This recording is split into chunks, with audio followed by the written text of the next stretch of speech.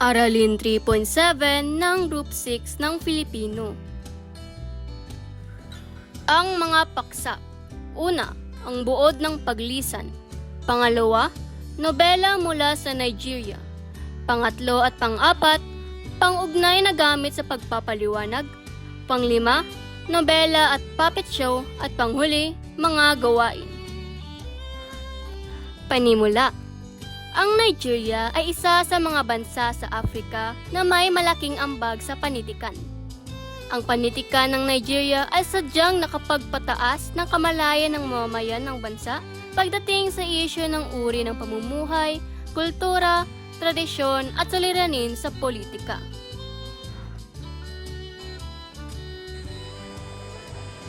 Kamusta sa inyong lahat? Ako si Zahid Pundag. At bago tayo magsisimula sa ating gawain, ay magkakaroon muna tayo ng maikling pagsagot sa gawain 1. Scrambled letter, going better. Meron tayong 5 scrambled here. Ano kaya ang mga ito?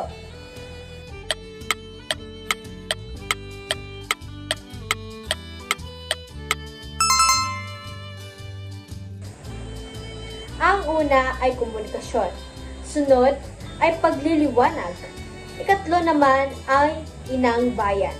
Pang-apat ay espiritu. At panglima at pinakahuli ay ang tradisyon. Paglisan, buod. Things Fall Apart ni Chinua Achebe. Isinalin sa Filipino ni Julieta Yu Rivera. Dito sa kwentong ito, ipapakita sa atin ang komplikadong mga batas at gawi ng angkang pinagmula ng pangunahing tauhan at pagpapanatili ng maayos na ugnayan. Ang kwentong ito ay magtuturo sa atin na maging matapang at dapat handa kang harapin kung ano ang maging bunga sa ginawa mo. Trivia muna tayo, ang kwento ay kinapapalooban ng mga mahihirap na mga salita tulad na lamang ng kaure, ekwe, igwogwo, Ogini at Igbo. At upang lubos ninyong maunawaan ang kwento, narito ang mga kahulugan. Kaure, yari sa shell na ginagamit bilang palamuti ng Afrikano. Ginagamit din sa ritual at paniniwalang panrelihiyon. Ekwe, isang tradisyonal na kagamitang pamusika na yari sa sanga ng kahoy, isang uri ng tambol na may iba't ibang uri at disenyo. Igwogwo, espiritu ng mga ninuno, gumagamit ng maskara at tribo at sumasanib sila kung may nais lutasin na isang krimen. Pinaniniwalaan na ang mga igwogwo ang pinakamataas na hukom sa lupain ng Nigeria. Ang ogini naman ay malaking metal bell na ginawa ng mga Igbo sa Nigeria. At ang Igbo naman ay katutubong tao mula sa timog silangang Nigeria, karamihan sa kanila ay magsasaka at mga ngalakal. At ngayon naman, sabay-sabay nating unawain ang kwento na pinamagatang Paglisan o Things Fall Apart ni Chinua Achebe. Paglisan, Things Fall Apart ni Chinua Achebe, isinalin sa Filipino ni Julieta Yu Rivera. Si Okonkwo, isang matapang at respetadong mandirigma na nagmula sa lahi ng mga Omofia, isang hindi gaanong kilala at hindi kalakihang tribo sa Nigeria. 18 taong gulang noon si Okonkwo nang matalo niya sa isang labanan si Amalinze, ang pusa. Dahil dito, kinilala ang katapangan ni Okonkwo mula sa Omofia hanggang sa Imbayno. Sa maraming pagkakataon, ipinamalas ni Okonkwo ang kanyang katapangan upang mapagtakpan ang laman ng kanyang dibdib laban sa kanyang amang si Onoka na sa kanyang tingin ay mahina at talunan. Walang nagawang mahusay ang kanyang amang si Onoka dahil sa kanyang katamaran. Sa halip, puro kahihiyan ang iniwan nito sa kanyang pamilya sapagkat nag-iwan pa ito ng maraming utang sa mga kanayon bukod pa sa pinabayaan niya ang kanyang pamilya. Ang naging buhay na ito ni Onoka ay laban kay Okonkwo, kaya pinatunayan niyang naiiba siya sa kanyang ama. Para patunayan ang kanyang kakayahan sa pamumuno, pinamahalaan niya ang 9 na nayon at siya ay nagtagumpay. 3 ang kanyang naging asawa, nakapundar ng mga ari-arian na nagpapatunay lamang ng kanyang pagiging masipag, naging matapang na mandirigma at makapangyarihan siya sa buong nayon. Dahil dito, siya ay kinilalang leader ng kanilang tribo. Dahil sa kanyang kakayahan sa pamumuno, pinili si Okonkwo ng kanyang mga kanayon upang ipagtanggol si Ikemefuna. Ang lalaking kinuha bilang tanda ng pakikipagsundo ng kapayapaan sa pagitan ng Omofia at isang nayon pagkatapos mapatay ng tatay ni Ikemefuna ang isang babaeng Omofian, tumira ang batang lalaki kina Okonkwo. Naging magiliw at magkasundo naman ang dalawa, itinuring ng bata si Okonkwo bilang pangalawang magulang. Isang araw, lihim na ipinaalam ni Ogbuefe Ezudu, isa sa matatandang taga-Omofia, ang planong pagpatay kay Ikemefuna. Binalaan ni Ezudu na huwag makialam sa planong ito si Okonkwo. Hindi ka dapat makialam sa isa sa gawang iyon ng kalalakihan ng Omofia sapagkat isang ama na ang turing ni Ikemefuna sa iyo.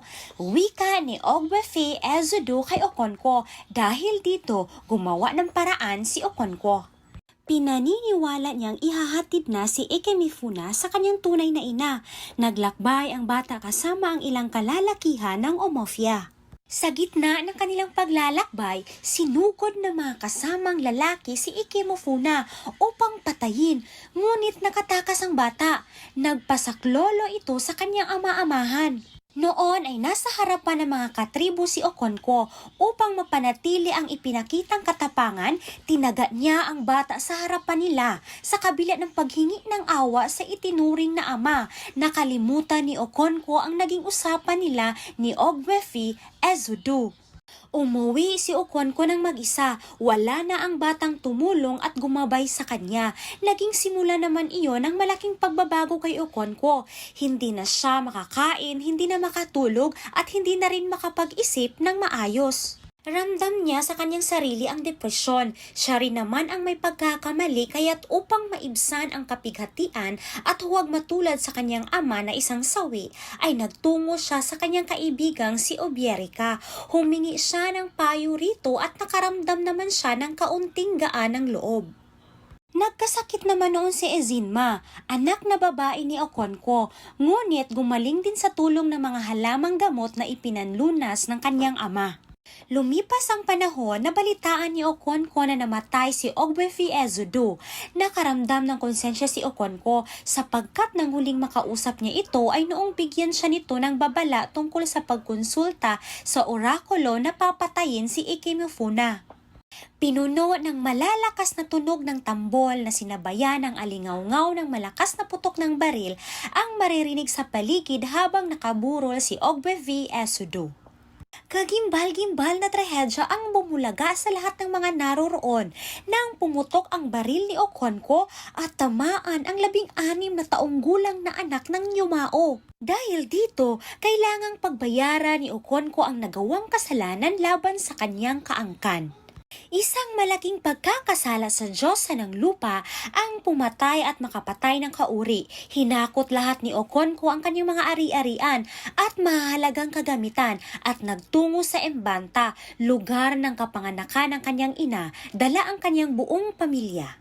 Sinunog ang mga natitirang hayop, kubo at mga naiwang pag-aari ni Okonkwo, tanda ng paglilinis sa buong pamayanan sa kasalanan nito. Malugod naman silang tinanggap ng mga kaanak, higit lalo ang tiyuhin nitong si Ochendo. Tinulungan nila sina Okonkwo na makapagpatayo ng kanilang munting pamayanan at pinahiram ng mga butil na pagsisimula ng kanilang munting kabukiran. Malagim at mahirap man ang sinapit ni Okonkwo, pinilit niyang tanggapin ang lahat at muling magbalik sa kung saan siya nagmula. Dumaan ang 2 taon ng pagkakatapon kina Okonkwo. Sa mga taong iyon, matyagang kinuha at inani ni Obierica ang mga pananim ni Okonkwo sa dating lugar. Ibinibenta niya ito at ibinibigay ang pinagbilihan kay Okonkwo. Nagdala siya ng pinagbilhan kay Okonkwo. Winasak daw ng mga puti ang Abame, isa ding pamayanan ng mga taga-Omofia. Hindi naglaon, may mga dumating na misyonero sa Imbanta. Sa tulong ng isang interpreter na si Ginoong Quiaga, kinausap ni Ginoong Brown, leader ng mga misyonero, ang mga taga-Imbanta. Ayon sa kanila, ang pagsamba sa mga Diyos-Diyosan ay isang malaking kasalanan at hindi katanggap-tanggap sa simbahan. Lalong hindi maunawaan ng mga taga-Imbanta kung paanong tatlong persona ay naging iisang Diyos. Katulad ng mga ipinaliliwanag ng mga misyonero tungkol sa dapat na pagsamba sa iisa lamang na Panginoon. Layunin ng mga misyonero na dalhin ang Kristyanismo sa Imbanta at hindi ang tuligsain sila. Nagkasakit si Ginoong Brown at pinalitan ni Reverend James Smith, isang malupit at bugnuting misyonero. Nagkaroon ng relihiyon ang mga taga-Imbanta. Habang isinasagawa ang taunang seremonya para sa pagsamba sa bathala ng lupa, hinablot ni Enoch ang takip sa mukha ng isang igwagwo, katumbas ng pagkitil sa espiritu ng mga ninuno. Kinabukasan, sinunog ng mga igwagwo ang tahanan ni Enoch at ang simbahang itinayo ni na Reverend Smith. Ikinapanlumo ng komisyoner ng distrito ang naganap na panununog sa kanilang simbahan. Dahil dito, humiling siya ng pakikipagpulong sa pinuno ng mga Omofia. Sa pulong, pinusasan ang mga dumalong pinuno ng mga Omofia at ikinulong, nakatikim ng pandudusta, masasakit na salita at pang-aabuso ang mga pinuno ng Omofia. Pagkatapos mapalaya ang mga bilanggo, agad silang nagpulong at napagkasundoang tumiwalag. Inakala ni Oconquo na nais ng mga kaangkan na maghimagsik, kung kaya't gamit ang machete, pinatay niya ang pinuno ng mga mensaherong lumapit sa mga kaangkan niya. Hinayaan naman ng tao na makatakas ang iba pang mensahero at doon na pagtanto ni Oconquo na hindi handa ang kanyang mga kaangkan sa isang gyera. Dumating sa lugar ni Oconquo ang komisyoner ng distrito upang imbitahan siya sa isang pagdinig sa korte. Subalit natagpuan na lamang niyang nakabitin si Oconquo. Nagpatiwakal si Oconquo. Ibinaba ni na Obierica ang katawan ni Oconquo. Gumimbal sa buong nayon ang nangyaring ito sapagkat kinikilala nila na ang pagpapatiwakal ay isang malaking kasalanan at bukod dito si Oconquo ay nakilala sa pagiging matapang at malakas. Ang taong iyan ay kilala at tanyag sa buong nayon. Dahil sa kanyang ginawang pagpapatiwakal, matutulad lamang siya sa isang inilibing na aso. Sabi ni Obierica, ang Nobela. Ito ay isang mahabang kathang pampanitikan. Naglalahad ito ng mga pangyayaring pinaghahabi sa isang mahusay na pagbabalangkas ng pinakaunahing sangkap ay ang pagkakalabas ng hangarin, ng tauhan at ng pangyayaring magkasunod at magkaugnay. Elemento ng nobela. Tagpuan, lugar at panahon ng mga pinagyarihan. Tauhan, nagpapagalaw at nagbibigay buhay sa nobela. Banghay, pagkakasunod-sunod ng mga pangyayari sa nobela. Tema, paksang diwang binigyan ng diin sa nobela. Damdamin, nagbibigay kulay sa mga pangyayari. Pamamaraan, estilo ng manunulat. Pananaw, panauhang ginagamit ng mga akda. Pananalita, dialogong ginagamit sa nobela. Simbolismo, nagbibigay ng mas malalim na kahulugan sa tao, bagay at pangyayari. Kaure, yari sa shell na ginagamit bilang palamuti ng mga Afrikano. Ginagamit din sa ritual at paniniwalang panrelihiyon. Ekwe, isang tradisyonal na kagamitan pang musika na yari sa sanga ng kahoy. Isang uri ng tambol na may iba't ibang uri at disenyo. Igbo, katutubong tao mula sa timog silang Nigeria. Karamihan sa kanila ay magsasaka at mangangalakal. Egwagwo, espiritu ng mga ninuno gumagamit ng maskara at tribyo at sumasanib sila kung ang may nais lutasin na isang krimen. Ojine, malaking metal na bell na ginawa ng mga Igbo sa Nigeria. Pero, bago muna tayo magpatuloy, meron muna akong tanong sa inyo. Hula Oops, gamit sa teatro at telebisyon, artistiko at produktibong solusyon. Sa komersyo ay mainam na produksyon. Sa kalusugan, bakas sa alta presyon. Sa mga bata ay isang atraksyon. Karilyo ito noong unang panahon. Ano ito sa ating panahon? Sagot? Pagsanib ng gramatika at retorika. Ayon kay Ricky Lee, sa kanyang aklat ng Trip to Quiapo, Scriptwriting Manual, una, kailangang maging malinaw muna ang konseptong pinag-uusapan. Ikalawa, malaman ang major concepts ng material. Ikatatlo, dapat konektado ang lahat ng gustong sabihin ng sumulat ang kung tungkol saan ba talaga ang istorya. Makakamit naman ang maayos sa paghahanda ng script kung masusing bibigyang tuon hindi lamang ang pagkakaugnay ng mga pangyayari kundi na rin sa pagbuo ng mga dialogo. Ayon sa aklat ng gramatikang pedagohilikal ng wikang Filipino ni Vilma M. Resuma, may paliliwanag ang isang argumento o punto sa tatlong paraan. Una, pagpapalawak o pagpapaliwanag ng kahulugan. Pangalawa, pagbibigay ng mas tiyak, detalyado at higit na maliwanag na description, kabilang na sa puntong ito ang mga paggamit ng pang-ugnay, pagtutulad at pag-iiba-iba. Pangatlo, pagbibigay ng halimbawa. Makatutulong ng malaki ang paggamit ng pag-ugnay upang maging mabisa ang pagpapaliwanag. Ginagamit ang nakapag, ang salitang aangkupa, Ginagamit ang na kapag ang salitang sangkupan ay nagtatapos sa katinig. Ang G naman ay ginagamit sa mga salitang nagtatapos sa NT at ginagamit naman ang nang sa mga salitang sangkupan na nagtatapos sa patinig.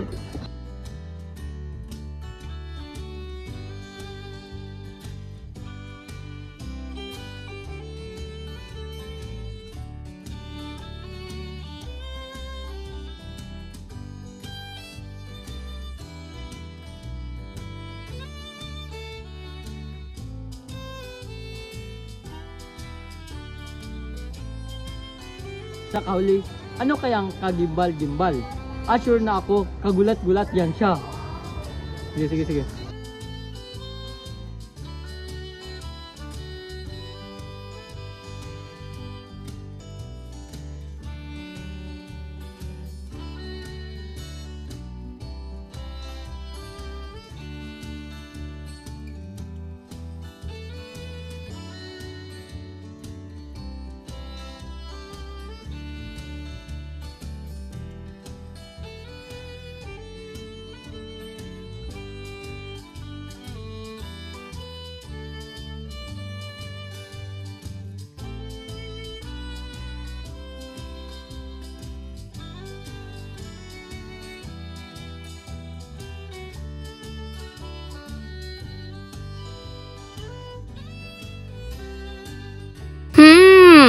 Ang mga dapat isaalang-alang sa pagsusuri ng isang pelikula ay una, ang banghay.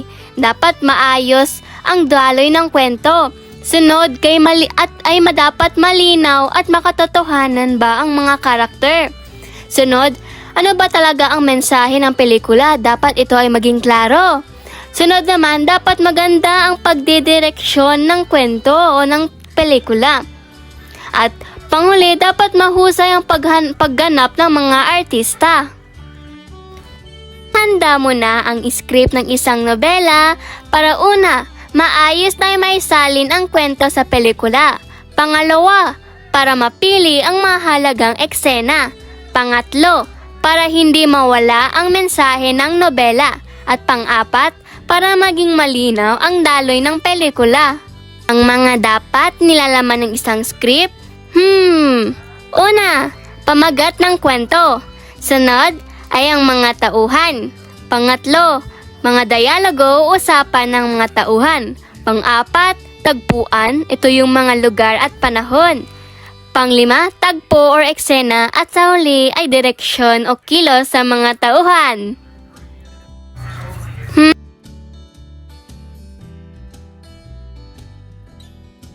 Who's that Pokemon? Zahin,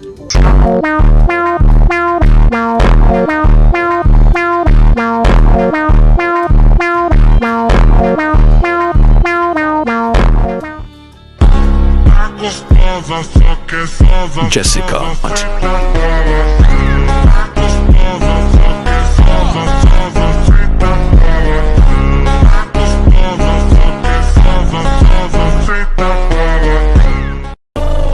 Juris, She got up, she got up, she got up, she got up, she got up, she got up.